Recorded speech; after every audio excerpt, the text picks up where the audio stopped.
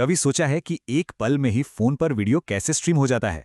तो चलिए आज 5G सिग्नल के उस अदृश्य सफर को समझते हैं जो एक बिखरी हुई रेडियो तरंग से शुरू होकर हमारी स्क्रीन पर बिल्कुल साफ डेटा में बदल जाता है। एक सेल टावर से भेजे गए सिग्नल को समझने के लिए एक स्मार्टफोन को 5 बड़ी पहेलियां सुलझानी पड़ती हैं। एक एक करके इन्हें देखते हैं। तो सबसे पहली चुनौती तो सिग्नल का सफर ही है। सोचिए, जब सिग्नल टावर से फोन तक आता है तो वो इमारतों, पेड़ों, यहाँ तक कि हवा से भी टकराता है। इन सब वजहों से वो कभी भी अपनी असली साफ सुथरी हालत में नहीं पहुंचता। देखिए, बेस स्टेशन से जो डेटा भेजा जाता है वो असल में एकदम साफ और व्यवस्थित होता है, लेकिन हवा के रास्ते में शोर और दूसरी रुकावटें उसे बिगाड़ देती हैं और फोन तक पहुंचते पहुंचते वो एक उलझा हुआ जंजाल बन जाता है। तो अब फोन का सबसे पहला काम इस बिगड़े हुए, शोर से भरे सिग्नल को देखकर ये पता लगाना है कि असल में भेजा क्या गया था।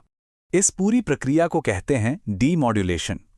ये कुछ वैसा ही है जैसे कोई पुरानी टूटी फूटी लिखावट के टुकड़ों को जोड़कर उसका सही मतलब निकाल रहा हो। फोन भी ठीक यही करता है।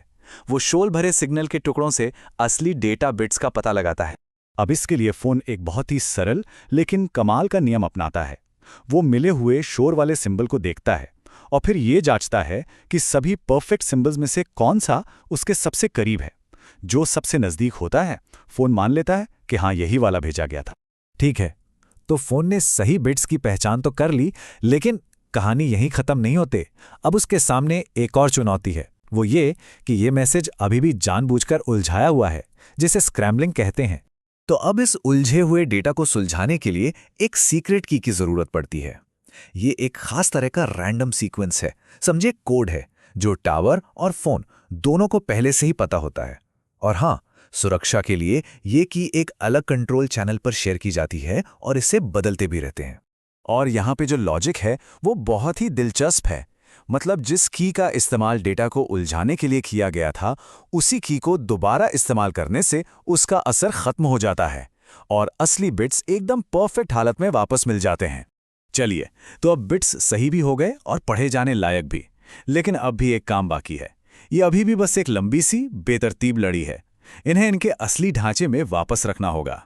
तो अब इसे ठीक करने के लिए दो जरूरी कदम उठाए जाते हैं। पहला, सेगमेंटेशन, मतलब उस लंबी सी डेटा की लड़ी को उसके असली कोड ब्लॉक्स में वापस काटा जाता है। और फिर आता है डी इंटरलीविंग। ये बिल्कुल वैसा ही है जैसे किसी किताब के बिखरे हुए पन्नों को फिर से सही क्रम में लगाना। लेकिन यहाँ एक और छोटी सी पर जरूरी पहेली सामने आती है।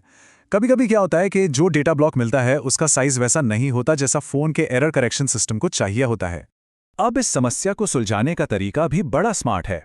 अगर कोई बिट गायब है तो फोन अंदाजा नहीं लगाता कि वो 0 होगा या 1, क्योंकि कोई भी गलत अंदाजा पूरे सिस्टम को कंफ्यूज कर सकता है। तो इसकी जगह वो उन खाली जगहों को एक न्यूट्रल जानकारी से भर देता है।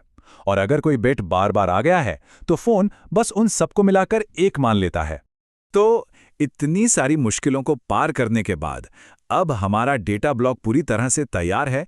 एक आखिरी सबसे जरूरी टेस्ट के लिए सच्चाई का क्षण आ गया है। तो सवाल यही है, क्या इतनी मेहनत के बाद जो डेटा वापस जोड़ा गया है वो 100% सही है? क्या ये पूरी प्रक्रिया कामयाब रही? इसका पक्का जवाब मिलता है एक आखिरी जांच से। इसे कहते हैं CRC, यानी साइक्लिक रिडंडेंसी चेक। अब यहां दो ही बातें हो सकती हैं। अगर ये जांच पास हो गई तो मतलब सब ठीक है, डेटा एकदम सही है। लेकिन अगर ये फेल हो गई तो फोन बिना एक पल गवाए फौरन टावर को एक रिक्वेस्ट भेजता है कि डेटा का वही टुकड़ा दोबारा भेजा जाए। और अब इस पूरी कहानी का सबसे हैरान करने वाला हिस्सा, इसकी रफ्तार। सोचिए, ये सब कुछ मतलब शुरू से लेकर आखिर तक 1 सेकंड के 1000वें हिस्से से भी कम समय में हो जाता है। ये जो पूरी जटिल प्रक्रिया है, शोर से डेटा तक की, ये हमारी हथेली में रखे फोन में दिन में लाखों बार होती है। ये असल में इंजीनियरिंग का एक ऐसा कमाल है जो लगातार बहुत तेज रफ्तार से हमारी इस कनेक्टेड दुनिया को चला रहा है। तो सबसे अहम बात जो यहां समझने वाली है वो ये कि हमारे रोजमर्रा के जो सबसे आसान काम हैं, उनके पीछे भी कितनी जबरदस्त जटिलता छिपी हुई है। और यही बात हमें एक आखिरी सवाल पर सोचने के लिए मजबूर करती है।